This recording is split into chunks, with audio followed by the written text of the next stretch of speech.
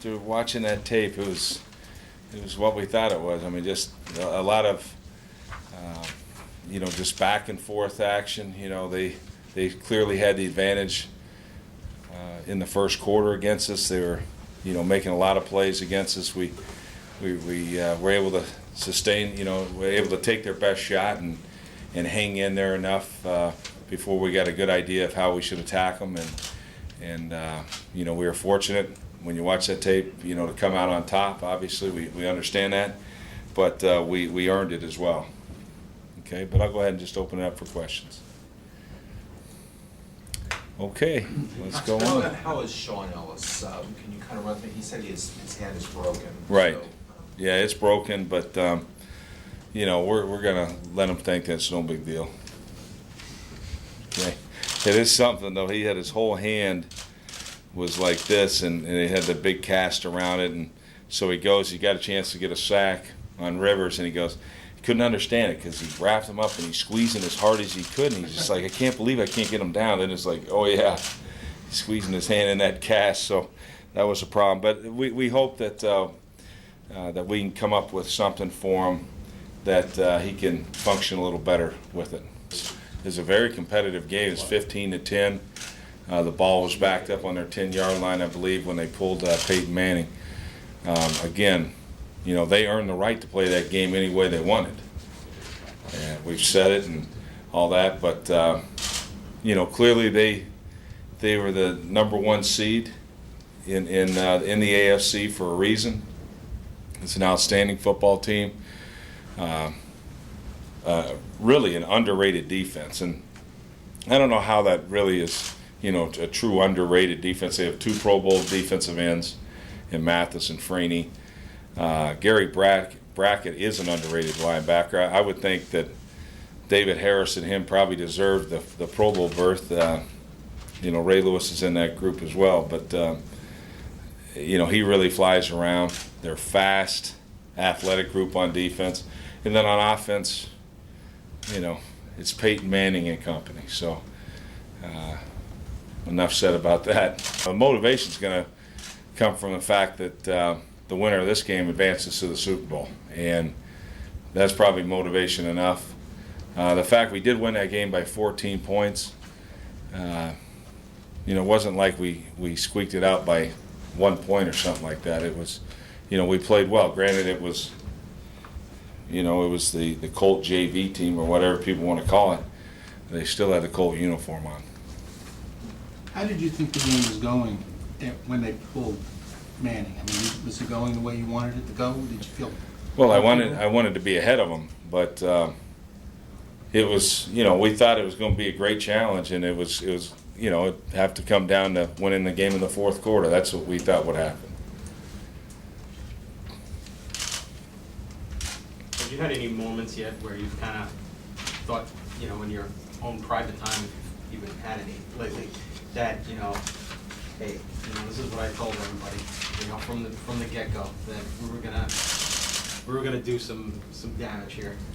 Nah, it's just honest, So, I'm not, an I told you so guy until after we win a Super Bowl. Then I'll make that comment. But you know what? It's not even about that at all. It's about a belief in the people we had at the organization from the top, from Woody Johnson all the way down. There's just a strong belief that that we had a lot of things in place. We had Mike Tannenbaum as our general manager.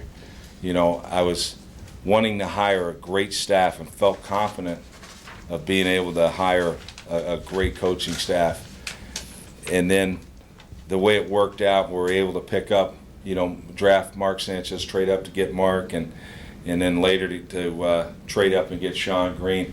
The pieces were coming together, and I knew that if we could really build the chemistry of our team, that would be the number one thing that we needed to do.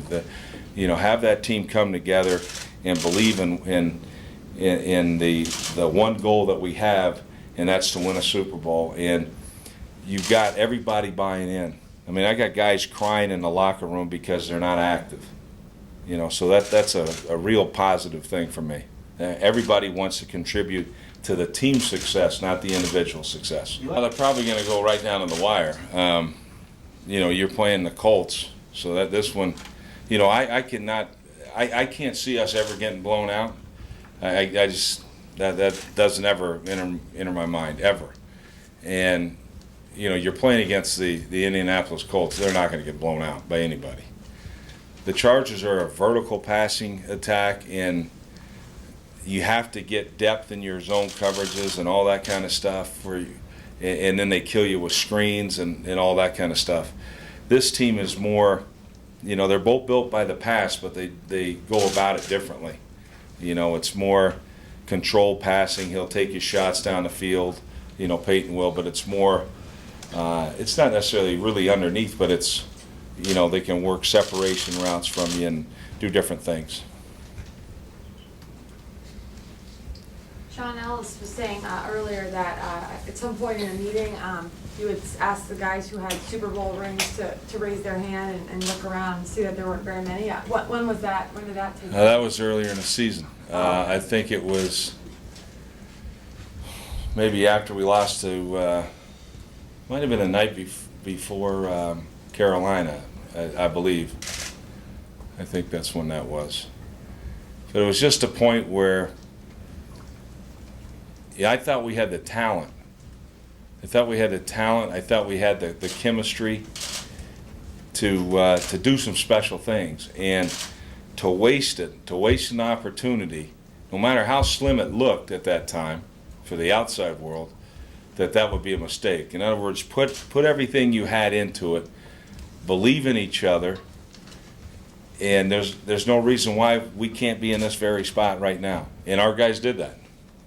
I just think that it was built, like part of that was built when we went to Cortland, which was, I know, a popular thing for around here. But it was something I thought was important, to get away where they just had each other and they could bond together. And I think that was the important thing. They don't want to let each other down. They don't want to let themselves down. They don't want to let each other down. And they believe in the players that we have here. They believe in our systems. There's no excuses, and we never made an excuse all season. It's just, this is who we are, and we're going to get it done with the collective effort of our football team. Is everybody pretty healthy, the health of everybody? Oh yeah, like you said, we got the broken hand by Sean. I know T. Rich has got a little rib type thing. Jimmy Leonard got hit in the face after he made that great play and the back of the head, but he's fine. He's not a handsome kid anyway, so it's no big deal. But we're healthy. It's a great play by Jim Leonard, though, I can say that. Anybody happy we got him? We brought him in. Would have anybody taken him? If you never saw him play, though, he'd be like, the JV team's over there, things like that. But I think everybody knows the kind of player he is now. There's no added motivation from our part. It's another team. Obviously, they're a heck of a football team. We did play them, and we won the game.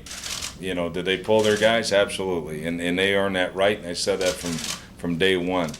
But this one has. Who cares? If we don't beat them now, nobody's going to care about all that other stuff. They can say, well, see, they could have beat you and all that. Well, that's a different day. This is a completely different day from that point anyway. We'll never know what would have happened then. But this day we're coming in there, regardless of if Tom Mattey's playing fullback. We're coming after them. They're coming after us, and the best team will win. But playing the Colts, it's first and second down look a lot like third down also sometimes. So we'll pick our spots, but that